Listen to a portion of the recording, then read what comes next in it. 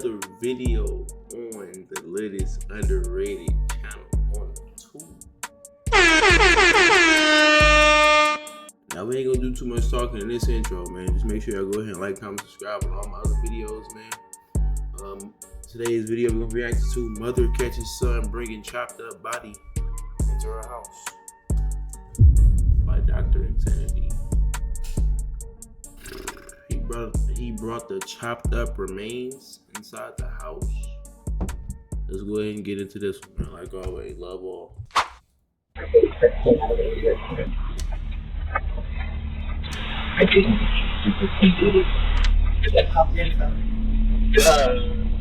This is Marshall, and don't talk to anybody. Was she ain't on it? Yep, take her to jail too. Everybody going to jail. Let's round them up. FBI, open up! his mother, Alicia. Just feet away, inside the trunk, lies the dead body of Marshall's girlfriend. He has cut her body up and plans to discard it in the remote mountains of the Sierra foothills.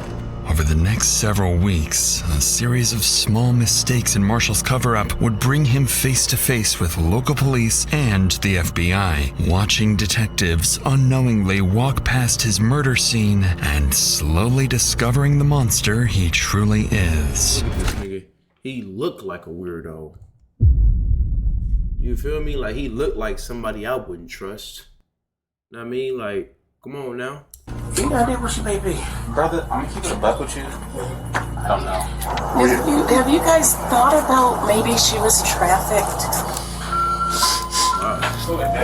Yep. Ugly PD, come out with your hands up! This smells like a dead body, okay. It's approximately 6:30 p.m. in Antioch, California, when 24-year-old Alexis Gabe is seen at a Chevron gas station.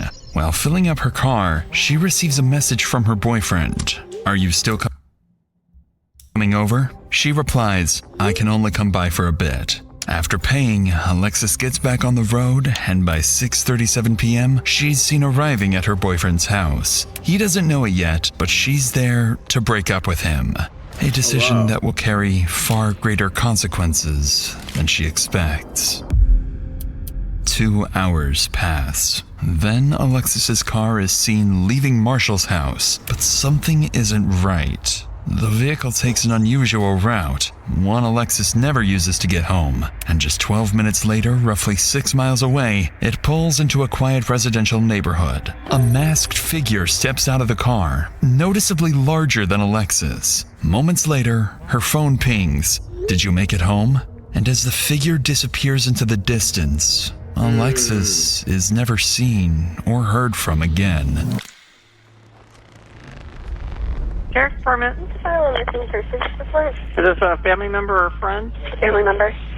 Sister. And how long ago did you last talk to her? No one's heard from her since she went to see her ex-boyfriend last night at 8:30. And she's not answering her phone or anything?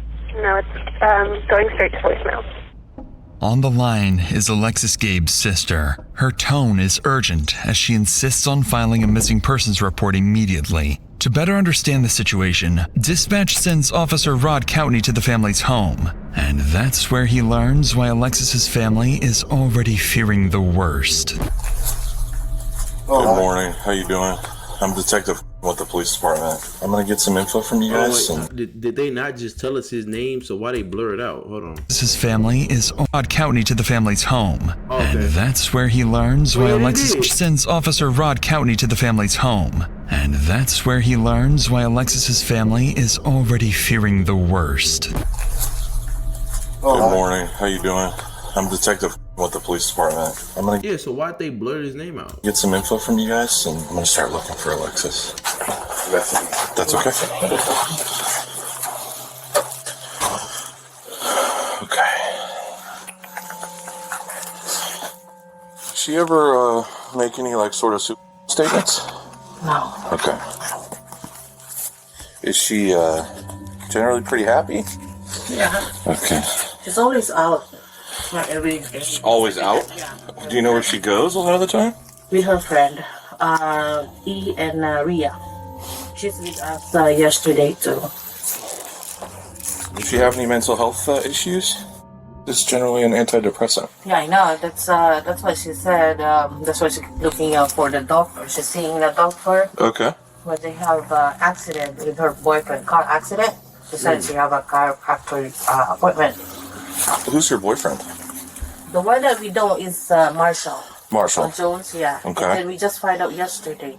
The friend said Marshall are threatening Alexis. If they gonna broke up, he's gonna kill or gonna kill Alexis. Oh, okay. Wow. And this is Marshall. Marshall. Yeah. Okay. Needless to say, the officer knows exactly who they need to speak with next. According to Alexis's mother, Marshall Jones is the You boyfriend. know, and it's like men like this, you feel me? They don't know how to act. You feel me? They ain't gonna never get nobody. They finally get them somebody.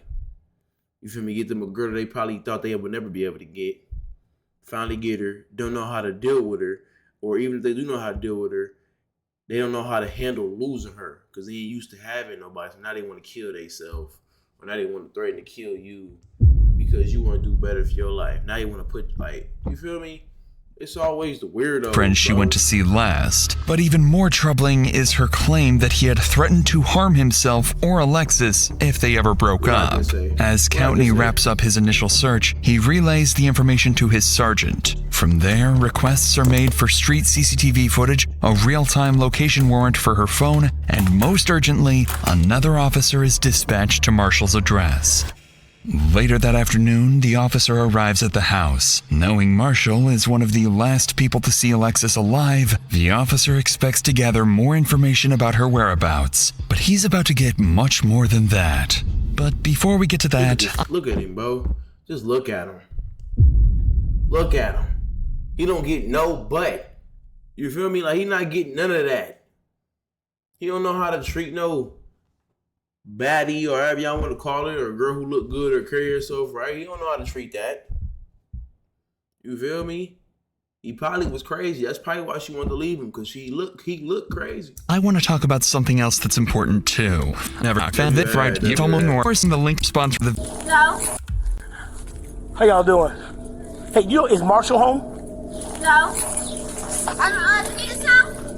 Yes. Yeah. Okay. How y'all doing today? Okay. Y'all be safe. Be careful now, okay?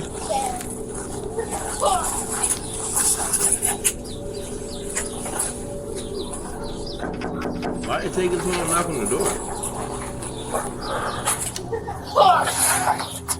Hey, what's going on? Hey, I'm here. You know Alexis. Yeah, I was gonna say, yeah. So, Gabe. I'm sorry, Gabe. Gabe. Yeah, no, Gabe. Her mom's. I thought your name was Marshall, brother. What's up? Who's Gabe? You know, you kind of do look like Gabe, though. You almost look like a Jeremy, too. But you know. Told me that she didn't come home. So, yeah, because I spoke to her brother and friends, and they're concerned. I'm concerned, too. When was the last time you spoke to her or saw her? You know what? I can. I'm the same way. Yeah, hold on. So I can show you my call log.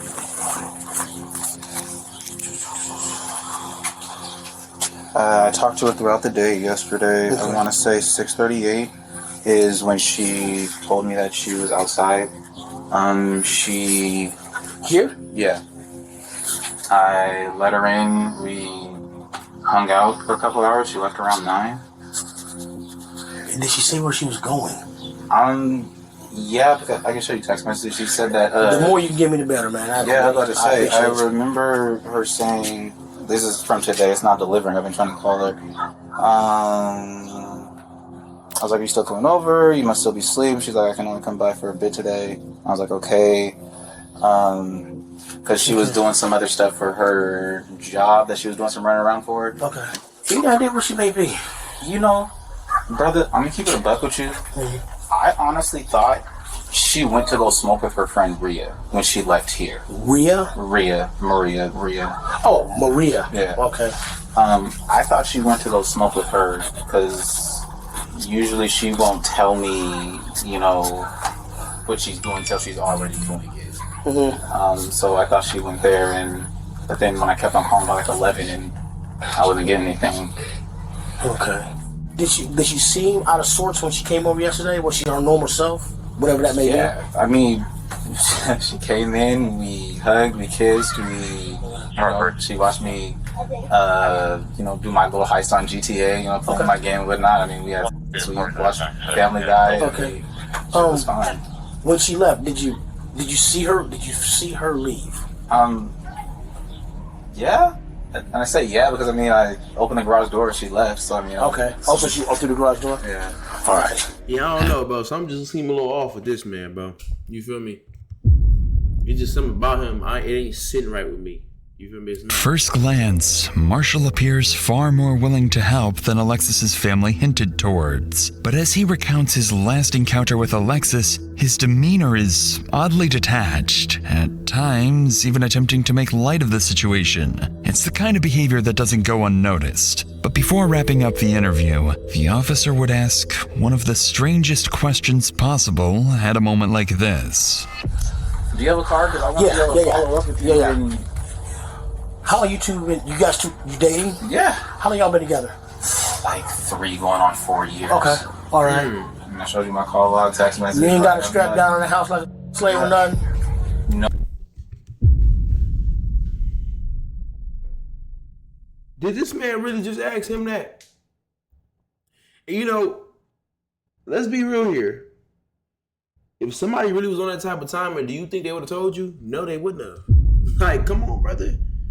I ain't gonna cat. That was a wild shot to take. Not gonna lie. That ain't no normal question you just ask nobody. I don't feel like nobody is gonna tell you, oh, you got her strapped in the house like a sex slave or something. Yeah, you go ahead and come on. She's in the back tied up. Nobody's gonna ever say that. Yeah, you would never catch a person admitting to that. So it's like you asking the person a question like that is pointless. Because who's going to tell the truth to that? Nobody. Oh, I know. And look at him. Damn, I had to pause right. Look at him. Showed you my call log, text message. You ain't got a strap down in the house like a slave or nothing? Come on. No, I know. No, I know you have to ask. Yeah, I have to. No, you don't have to ask. Situation. Yeah, exactly. And I appreciate you trying to make light of it, but no. Okay. I do not. All right. On that strange note, the interview wraps, and the officer calls his sergeant, only to learn that, while this conversation was taking place, a major discovery had just been made a few miles away.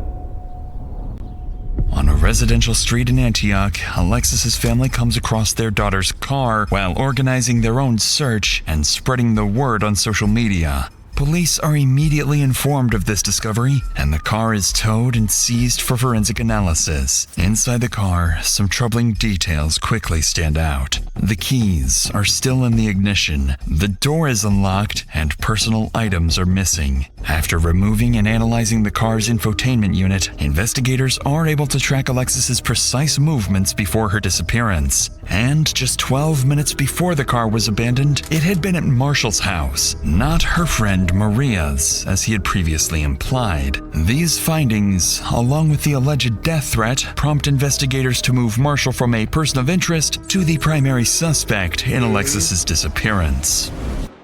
I'm sorry. I go interview him, bro. I'm automatically assuming it was him. He rubbed me wrong. The following day, 2 detectives arrive at Marshall's house, suspecting he is the last person to see her alive and may have been withholding vital information. However, they're also here for something else. Something that will catch him completely off guard. Hey, I'm a detective minister real quick. Are you Alexis's boyfriend? Yeah. Boyfriend? Okay, what's your name? Marshall. Marshall? Okay. Yeah, we're still looking for her. Have you heard from her at all? Or? I have not. I've been trying to call her. I've been texting. My text messages aren't getting delivered. My phone calls are going straight to voicemail. Gotcha. Okay. Yeah, basically at this point, I think this is the last place that we know that she was at. Right. And so we're just, obviously that's why we're kind of keying in on this area, I understand. And I was telling her mom, hey, I saw her. This is the last time. Yeah. And I'm worried. Right. And she's missing. And that just means that she's missing. It doesn't necessarily mean something happened to her. So I'm really trying not to let my mind wander. Her friends have... Yeah, bro, he's lying, bro. You're lying. You don't even know what you want to say, bro. You thinking of stuff to say. You feel me? I'm calling Cap. Know what I mean? I know a lying ass Cap. Oh, you know what? Let me not say that. But I'm calling Cap. I ain't gonna lie, this man. You feel me? I'm not gonna say they've been putting me under scrutiny, but they're making me feel like I did something and I didn't. Okay. Yeah, I mean. Well, that's the first red flag. You kind of just told on yourself because nobody ever said you did nothing. You feel me? And the only reason why you would feel like you did something is because you did something. You feel me? Anytime And boyfriend, right? And that's what I'm saying. You know, everybody handles team, stress so, different, you know, yeah. and so I just. We just want to rule everything out, anything weird to happen here. So, you know what I mean? Then we can move on to, hey, let's go look another area and see where she's at, you know? I understand. Are you cool if we go inside and look around real quick? It's not my house, it's my stepdad's. So, right. I mean, I could call him really fast and see. Yeah, that's fine. Go ahead. Clearly uncomfortable with the request, Marshall agrees to call his stepfather, the homeowner of the house. And as they wait for his approval, detectives would slowly begin to suspect there's something inside the house neither Marshall nor his stepfather wants them to find. Hey, Dad. Alexis went missing, and the police just want to go through the house really fast just to make sure that everything's fine. Is that okay? Okay. He said that one of you could go in, but he would like the other one to stay out here. No problem. Sure. You got a flashlight or anything? I don't. Yeah, me neither. You want to go in? Sure. All right. Hold that for me. All right. What's your dad's name? Leslie? Leslie. Okay, and that's the one you were talking to on Leslie. All right. the phone? Okay. All right, he said one of us would come in. First Gabe, not Leslie. Okay. Cool. Thanks, man. Do you want me to leave the door open? Yeah, that'd be great. Sure. Walk around.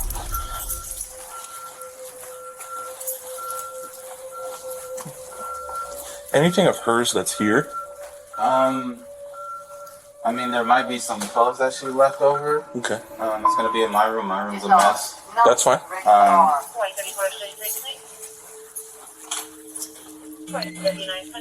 Cool. This your room? This is my room in here.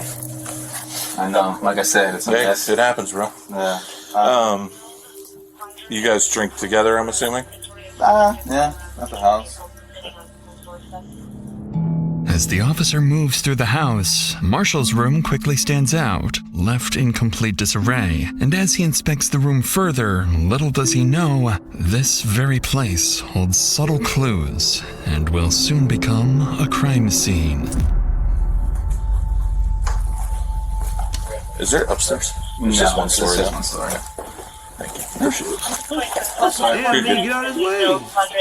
And then this is other people's rooms? Yeah.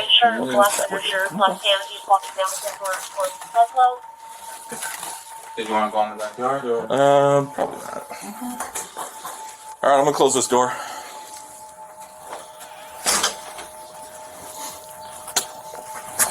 Nothing out of the ordinary. His room is an absolute mess. He does. Yes, I promise Focusing- you, he's acting super nervous. Like, super nervous. On the mess, the officer overlooks the attic, a place hiding a terrifying secret. And it's no accident. Marshall has been guiding him through certain areas, carefully steering him away from others. But despite the search turning up nothing, officers aren't done with him just yet. There's something else they want to ask. No contact from her? None whatsoever. Okay. Phone's been off. You tried to call her, I'm assuming? Indeed. Okay. Do you mind hanging up with him real quick so we can... I'm going to ask you something.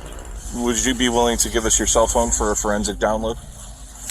Oh, yeah. Okay. So I'm able to do all that stuff. What's the forensic download again? It just shows me all the information on your phone for a certain period of time. Oh, okay. It shows like, hey, was this phone here the whole time? Oh, yeah, for Stuff sure. like that. Okay, yeah, Okay. for sure. And You then don't even know. I would just have you sign You like... don't even know. If his phone was with him, you're cooked, brother. Even though you already cooked. But if your phone was with you when you went to go do what you did to her, or you went and chopped her up, or whatever you did to her, you're overly cooked. You feel me? consent form. Okay. And then you can bring it down, sign the consent form down at the PD, and then I'd take your passcode, and then I would do it that way. Okay. They want to do a forensic download just to make sure that, you know, my phone is where I said it was, i.e. where I said I was. But she was still here when he got home? Interestingly, detectives not only gain access to Marshall's phone, but also learn that his stepfather was allegedly at the house at the same time Alexis was there. So they make a note to speak with the homeowner as soon as possible to see if his account aligns with Marshall's. Shortly afterwards, Marshall gets into his stepfather's car and follows the officers to the station. As he drives, officers ahead notice something strange. He appears anxious, swerving slightly with something large in the back of his car obstructing his view. In reality, Marshall isn't just nervous. He's just realized he's driving straight to the police station with a car full of incriminating evidence. Like, why would you do that, bro? Why? Like, people is stupid, bro. Like, listen, I don't condone none of this. Don't do any of this. But, bro, if you gonna do it, man, do it the right. Why would you take a body of a person they looking for to the police station? You know what I mean? Like, why would you do that? And then it's like, why in the world would you agree to do it? Mind you, that's not even his car, they said. Why you ain't, I can't do it, or this not my vehicle, something. Why would you agree to take the car with the dead corpse, the chopped up corpse? Why would you decide to do that? Then why would you leave that in the car? You feel me? Like, people be stupid, bro. Like, just stop doing stupid stuff. About 10 minutes. You was mad because she wanted to leave you. She found somebody else. She was tired of dealing with your crazy ass. She was gonna break up with you to go deal with somebody else. You was mad. You couldn't handle it, so you killed her. Like, come on now. That's what I'm getting at. Later, Marshall arrives at the station, trying to steady himself, quietly questioning why he brought this car in the first place. And the second he steps out, he realizes the officers are onto him. You know what you all have? Yeah, blankets and whatnot. Wait, do you actually have to search it, or can you just look around? Because it's my dad's car, and no, I mean, I kind of just want to lift the gate so I can see inside, you know? If that's cool. Again, it's not my car, it's my dad's, and you have my phone, so I'll open the gate for you, though, so that way you can look inside. That'd be great.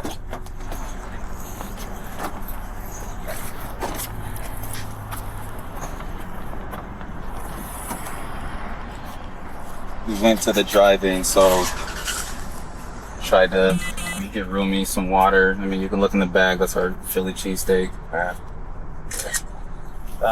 Any of this hers? No. Because we would like to collect a DNA sample from her, right? So we have a reference on file. So was she back here? Yeah. Like, I don't. So is any of this like? None of this is her. I don't know.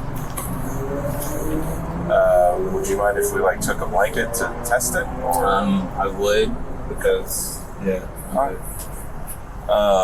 And does she normally sit up in the front seat? Yeah.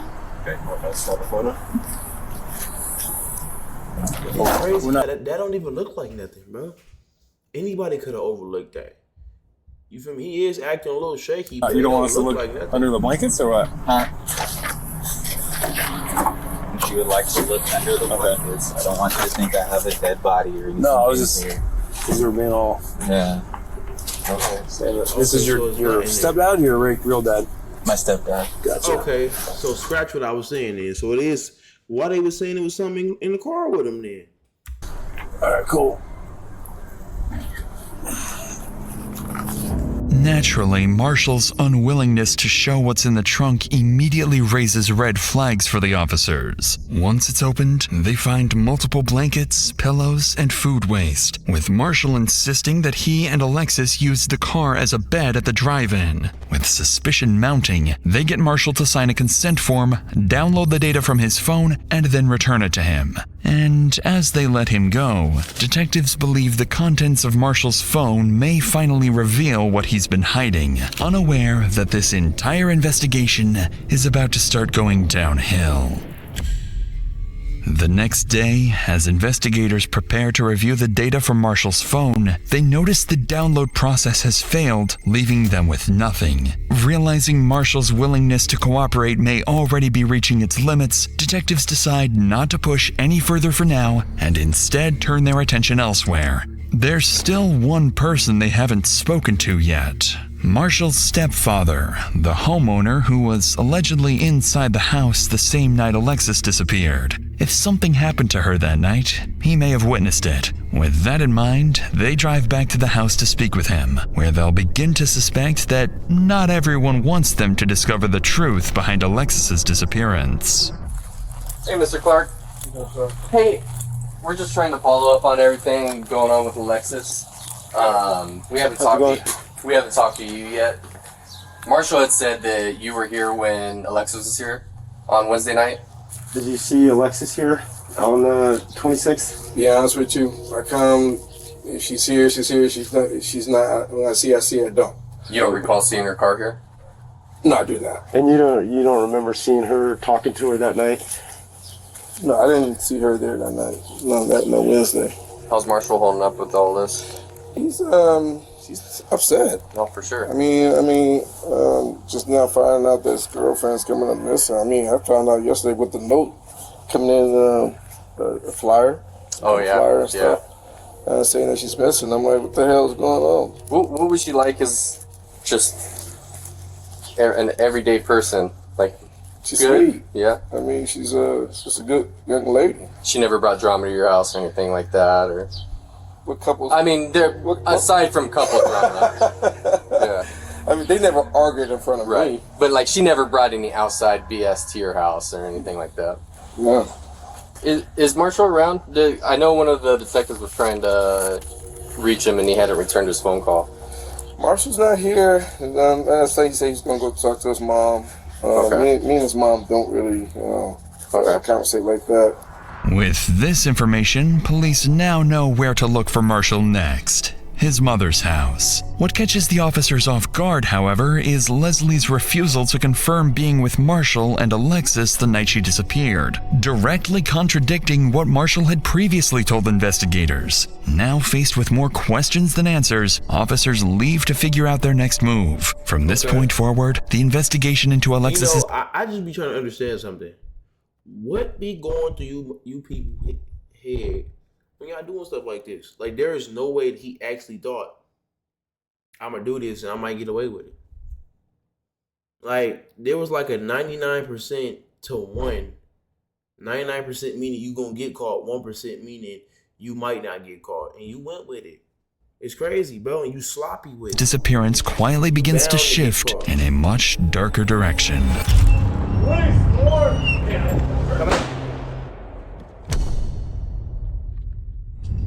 During the next several days, police visit Marshall's mother, Alicia Clark, looking for her son. But suspiciously, she claims she hasn't seen him since the night his girlfriend Alexis vanished. By now, investigators begin to consider a troubling possibility. Marshall may be on the run, and his family may even be covering for him. But their biggest piece of evidence is still to come. Just as the investigation seems to stall, CCTV footage is recovered from the route Alicia's car took the night she vanished.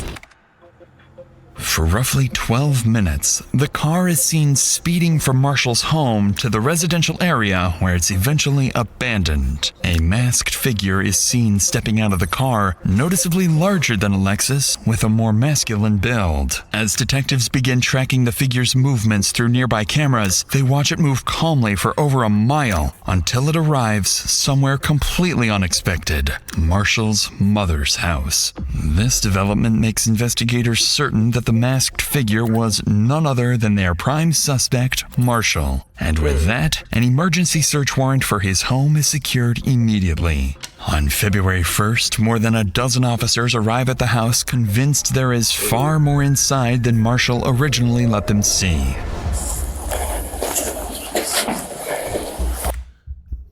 I could put any kind of money, he still got whatever was in the attic, it's still up there. Any kind of money, I could bet my bottom dollar on it. Whatever he had in that attic, or if it was something in that attic, it's still there. You know why? Because he's stupid. You feel me? He didn't know what he was doing. He just was mad because she wanted to leave him, go be with somebody else, or just focus on herself. He couldn't handle that, so he killed her. Yeah. Bottom dollar, she up in that something is up in that attic. Oakley PD search warrant, open up! Press the door. Press the door with your foot. Yeah, hold it to the side. Press the cord.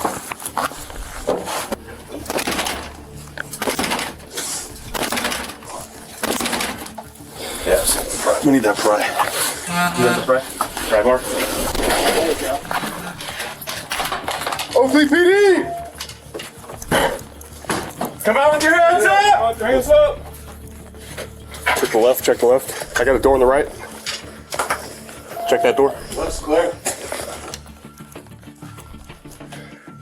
Oakley PD, come out with your hands up! Search warrant!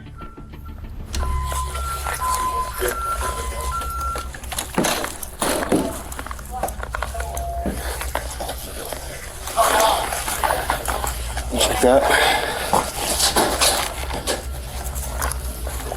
Clear.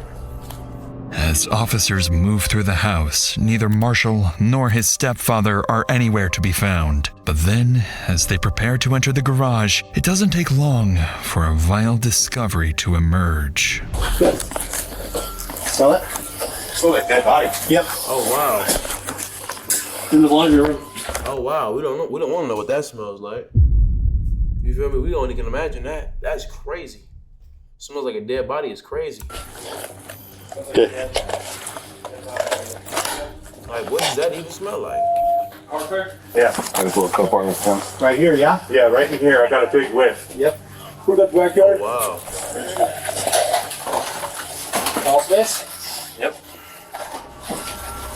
Multiple officers begin to notice a distinct smell, one they believe to be the odor of a decomposing body. The scent appears to be coming from the laundry room and leads up towards the attic. So officers prepare to investigate and brace themselves for the worst. It looks undisturbed. Dude, Are we agreeing? It's been opened before. I don't know. It's right here, dude. Yeah. This points straight out to the garage. So that's the thing, is like, That's the we gotta check the crawl space. Did anybody check inside that SUV or take a peek inside? I didn't see anything. It's locked. Okay. Scott, I'm gonna have this door closed for a second. I mean, that's dirty. I mean, there's pathways where they walked for electrical, but I don't see. No footprints, no drag marks. Yeah, I mean, it's just you can see where they're walking, Okay. doing something, but I don't. Hey, they said they could smell something right where you're at, Logan. Like there's a vent, it's coming from the vent kind of. Yeah, once we hit this area and start walking to the garage is where I smelt it. Does that look like blood and hair? Yeah. Let me see. Black hair. Look it.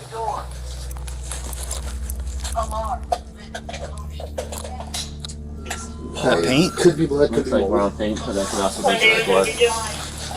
Alright, let's This flops. let's clear out. After following the scent, officers come up empty-handed, but they do uncover what appears to be dried blood. After clearing the entire house, officers are still unable to locate the source of the smell, so a canine unit is called in. If human remains are hidden somewhere on the property, this dog may be their best bet on finding them. I don't know if I got a big whiff right in the laundry room. Oh. It smelled like Oh wow. dead body. So yeah, you know what? Let's go ahead and call the K9 unit now. Let's go ahead and take a fresh piss on the grass. Why not? You know what? While we at it, let's go ahead and take a fresh shit out there too. Cause why not? You know, the K9 is the law. You feel me? Alright, let's see what we get. No worries. I know y'all seen that, right? As soon as the K9 got there, they immediately used the bathroom. That's not good. That is had none of the other behaviors that we're looking for. Keep checking. Okay, good girl. Alarm. Front door. And then that's the attached garage. Oh, can we go in there? Yes.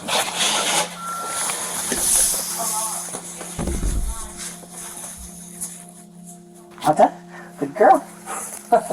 Did you guys leave that or did? Oh, I don't know. We didn't bring that in. That's fine. You saw her go up the wall here? Mm-hmm. Yeah. So it's just checking odor. As I said, you've worked with Canada, so we didn't get final. And that was the kind of thing where it's like, I have some weird odor, but it's not all of her behaviors, which was more what we had there. And of course, you and I both know there could be, you could have vacuumed up a tissue that had a bloody nose. Yeah. Or that could be. Okay, good girl. You want your toy? It's not saying to get your toy. Huh? All right, that's all we got. Somewhat surprisingly, the handler isn't fully convinced the dog has detected human remains. However, several indications suggest it has picked up on something suspicious, as it repeatedly returns to Marshall's room, sits in one spot while staring at its handler, and most alarmingly, begins clawing at the wall, a sign the odor may be coming from the attic. But even after multiple additional searches, and with more canine units brought in, officers are left with troubling yet inconclusive results. Small traces of blood, the presence of bleach and other cleaning supplies, and a missing shower curtain. Following these discoveries, officers secure the scene and begin working to obtain real-time location data for Marshall's phone, now fully suspecting they have a homicide on their hands. It's crazy, because it's like, where are you at, bro? Where's your dad at? Why I just not at home? Like, why is nobody answering the phone? Over the next several weeks, officers are seemingly no closer to finding Marshall. Neither his mother and you ain't been found either? Come on, brother, we know you did it. nor his stepfather appear willing to cooperate any further. But every time the investigation seems like it's losing momentum, Alexis Gabe's family keeps pushing forward, pressuring police to find their daughter and bring her justice. That pressure soon begins to pay off when investigators finally obtain a real-time location warrant for Marshall's phone and discover he's moved to Vacaville, California, roughly an hour and a half from his home. After a quick check, they find out exactly where that location leads: his sister's house. So officers quickly head to her address, hoping to find Marshall there. What's your name? Ariana. Ariana. I'm James. Nice to meet you. Nice to meet you. Obviously, you know why we're here, right? I do. When he got here, he was off. While he was here, that's when I saw the first flyer for Alexis. And that's when I started putting the pieces together, what could be. I said, get your tomorrow, you gotta be gone. I want nothing to do with this. And his gun was underneath. I lost my What was their relationship like between Alexis and Marshall? So it got toxic over the last year and a half. He was a lot more torn up about them breaking up than about her being missing. I will say that, irrefutably. Looking back on it, my brother does have sociopath and narcissistic tendencies about himself. Your mom and Marshall are close, right? Yes. Do you think that she's helped him out in any way? Will she get in trouble? I hope not. I mean, I hope in the end of all this, she'll be as cooperative as you are. Because ultimately, your brother made the choice that he made, yes. Right? So do you think he went to Vegas? No. I believe this is the number that he's using. If you guys want to take it, that's fine. Most worryingly for officers. So, let me ask y'all a question. Now, how are y'all looking at this? How are y'all looking at his sister? Do y'all feel like she's doing something wrong?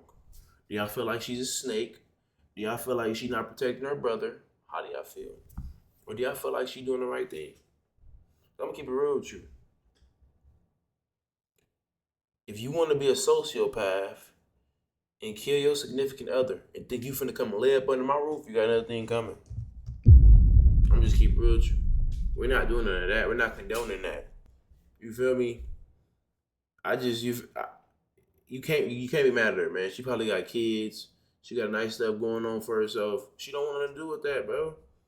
You feel me? But hey, a lot of people may look at it like she betraying her brother. Ariana seems to suspect someone else may be helping Marshall evade police. However, Ariana also gives them something significant: Marshall's new phone number. So after wrapping up the interview, investigators move quickly to track his location. This is when they discover that Marshall's phone is pinging all the way back to his mother, Alicia Clark's house. Up to this point, Alicia has been telling police she doesn't know where Marshall is. Now, detectives begin to suspect suspect she's lying and may even be actively hiding from police.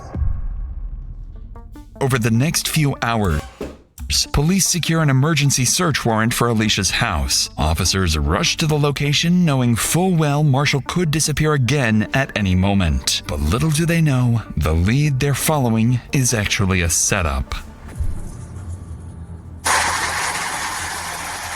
Ugly police search warrant, come to the door! Hello? Sorry I was late. That's okay. Let's open the door for me. Thank you. Alright, ma'am, come Step on out, out, please.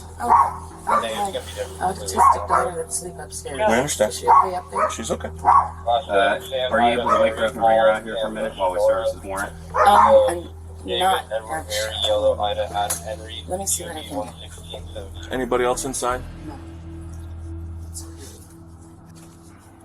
After escorting Alicia and her daughter outside, officers move in to search the house, but they find no one else inside. They do, however, spot a working camera outside the home, one they immediately begin trying to obtain a warrant for. Despite Marshall's absence, the forensics team insists that his phone is still actively pinging inside the house. By now, investigators know something isn't adding up. So they prepare to question Alicia, starting with the very reason they're here in the first place. Where's the best place? Nice backyard. Talk to me. What's going on? So we're obviously here for a reason, and there's a couple of reasons. We're here for Marshall's phone. So we know it's here, but we don't want to tear your house apart too much. So if you could direct us to it, so we don't have to like mess anything up. Like, where's the phone? It's upstairs in my closet in the green Hawaiian shirt if you guys need it. Now I have a question. What do you guys need it for? You guys cloned it. So the cell phone thing, they went and did the download, but some of the files got screwed up, so we don't like have everything. So we need that, and plus we know that he's had the phone after that. So that's the evidence that we're looking for. Strangely, Alicia appears unusually cordial with the detectives. Despite having her house breached, she's even admitted to holding a wanted suspect's phone, yet treats it as if it's nothing serious. By now, investigators are more than suspicious of her involvement. They're convinced she not only knows where Marshall is, but more importantly, what he did to Alexis. Oh, wow. He's obviously not here, so you know where Marshall is? Hand to God, I do not know. I do not know. I've intentionally told him, do not tell me where you are. It's just the situation I don't want to know. Hey, You're distant. you can't be mad at that. You feel me? You can't be mad at that. I ain't gonna lie, I don't blame her. Sing yourself. Oh God, no, not at Oh, okay. all. Not at all. I just know this isn't who we are.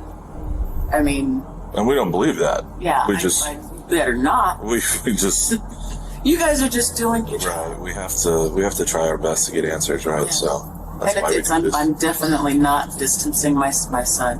I'm not. Okay. That's not the reason. What do you know? I know that the two of them had a solid relationship. I mean, for Valentine's Day, he wanted to get her an edible arrangement. I couldn't afford it. And so he went and got the chocolate, all of the stuff, built her an edible arrangement. I like that. I mean, that's the kind of guy he is. I've told him since he was younger, when you're dating, you want to make sure that you are so good to her that she's going to be comparing every other guy to you. Right away, this description of Marshall doesn't quite align with what investigators believe about their suspect, especially given his sister's earlier claims that he's a narcissist and a sociopath. If Alicia is fully aware of her son's alleged crime, then defending his character like this is not only disturbing, it's something most people would find nearly impossible to do. Sensing this may be more difficult for her than she's letting on, detectives decide to shift their approach, appealing to her emotions, hoping that if this is all an act, it's about to break. Because, I mean, obviously, we're still looking. she's still out there somewhere. And it's crazy because And things don't look good. She been gone. Yeah, it's for hard a to minute, and look now- that family in the face and tell. She been gone for I think they were saying a couple weeks or something like that. And now they can't find him. So it's like, bro, you making yourself look suspicious because why are you not making yourself easily accessible to the police? You want to clear your name, right? Why can't we find you? Why you not answering the phone? Why you bouncing from place to place? You giving yourself up, bro? You're going to jail. You're going to jail. Hey, look, we don't really have anything to tell you. Have you guys thought about maybe she was human? Have So- you guys found that angle? I've heard that some people posting stuff on the internet and stuff, but a lot of people are not, they don't have a good grasp on how human works. Right. You can't just snatch up a 24-year-old, 170-pound female. I mean, I'm just... Why you can't? Why though? We know what's going on here, but why you can't though? You feel me? You saying it like you can't just do that, like it hasn't been done before. You feel me? Like, Be straight up with you. Do you think Marshall had anything to do with this? God, no.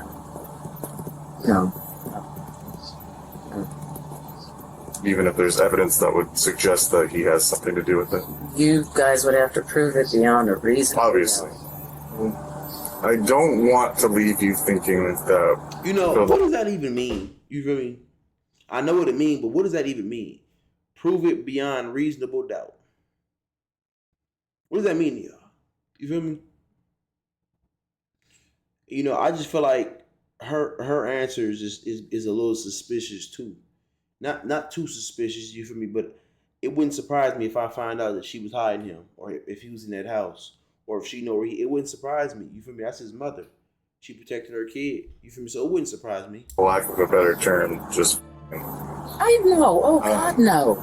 No, not at all. There's a reason. I mean, I can only leave you with that. But I can't Well, like... that's even saying too much. You tell me. I don't want you to just like I just said. I mean, we've been both agencies here and the DA's office. We've all been working on this for 3 months now. We've looked every which way. 3 months. Despite the detective's best efforts, Alicia doesn't appear to budge. And the worst part is that her dismissive attitude seems to work. Although officers inside manage to locate Marshall's phone, they find it's been wiped completely clean. And with nothing concrete tying Alicia to the disappearance, investigators are once again forced to leave empty-handed. With no body, no confession, and no idea where Marshall may have gone, Alexis's case slowly starts going cold. Months go by with no new leads on Marshall. That's 11 months? Oh, 3, Months okay. go by with no new leads on Marshall's whereabouts. But then, investigators finally secure a warrant and obtain the CCTV footage from his mother's house. And as detectives start analyzing the footage, they begin to understand how Marshall managed to stay one step ahead of investigators for so long. Inside these large plastic bags, investigators believe are Alicia's remains and suspect Marshall's mother was aware of it. Following these developments, investigators reach out to Marshall's sister and learn he has a friend at an apartment. But it's like, hold on. You knew you had cameras, Mom. You knew it. So if you knew you was going to get yourself into this and help your son, why not turn the cameras off for them days? Delete the footage. You feel me? Or something. Why not? Why would you feel me? Like, why would you do all that? Why not take the camera down, something, if you knew you was going to help? That's what I'm saying. Y'all, they don't be thinking. And I'm not expecting her to think because she probably wasn't expecting none of this to happen. She didn't think she was going to have to do this. You feel me? But it's like, damn, bro. Complex in Kent and may be hiding there. Using travel records, CCTV footage, and anonymous tips, they zero in on a specific location, the Skyview 3322 apartments. On June 1st, more than 4 months after Alexis Gabe disappeared, the task force moves in to serve a murder warrant and finally arrest Marshall. But as they arrive and prepare to breach, nothing about this operation is about to go as planned.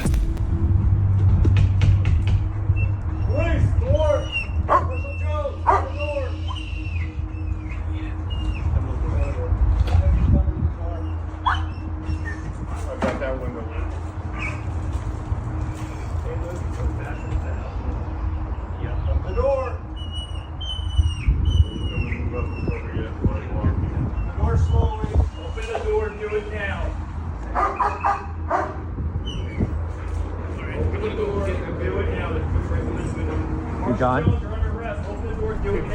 Come out. Oh, what happened? Was he shooting?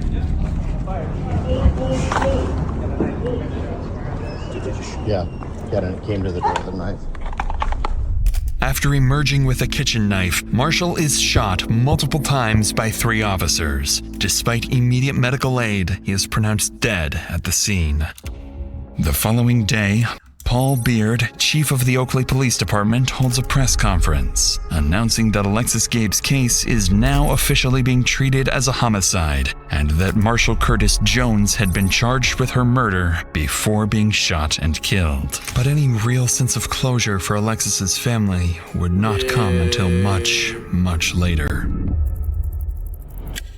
On November 3rd, while metal detecting near Jackson Road in Plymouth, a local resident discovers what he believes to be human remains and immediately calls 911. When officers arrive, they're left speechless. Scattered across the mountains are the remains of a young woman. A forensic odontologist is brought in and, using dental records, confirms the remains are those of Alexis Gabe. In the aftermath, her family expresses a mix of devastation and relief. They continue pushing for charges against Marshall's mother and hold memorials in Alexis's honor. Yeah, for sure. I ain't gonna lie, she's an accessory. Yeah, she's an accomplice. I feel as if that too. Yeah, let's go ahead and get her some charges too. I ain't gonna lie, she helped him. She definitely helped him. There is no way that you're gonna sit up here and tell me that you did not know that it was bodies in that bag. And where are those bags at? You're not gonna sit up here and tell me you didn't know that. You feel me? That's what we're not gonna do. His mom has something to do with it. You feel me? But like I say, she was trying to protect her son. But yeah, let's go ahead and get her some charges too. To this day, Alexis's family continues demanding justice and launching a petition criticizing the Contra Costa County District Attorney's Office for its handling of the case and calling for stronger accountability for victims' families. But despite these efforts, Marshall's mother is only temporarily detained. Without sufficient evidence, she is never charged as an accomplice. And the same is true for the rest of Marshall's relatives, something that continues to infuriate Alexis's family to this day. As of now, there is still no definitive motive for Alexis's murder, only that their relationship was deeply toxic. And perhaps, man, he got off too easy. When Alexis finally decided to break up with him, Marshall made a final, irreversible decision. Man, he got off too easy. They can't even pinpoint none of that. He gonna kill. He did that on purpose. He was trying to go out. He wanted y'all to kill him. That's what he did. He like, I ain't going to jail, but I can't go to jail. Got away for a good 4 months. You feel me? I'm about to go ahead and just die. Y'all about to kill me because I ain't going to jail. That's how he was thinking. Hopefully I enjoyed this one, man. I don't care if y'all seen it somewhere else. Y'all ain't seen me do it. Now y'all did. You feel me? Come in and rock me on this journey. Like always. Love all.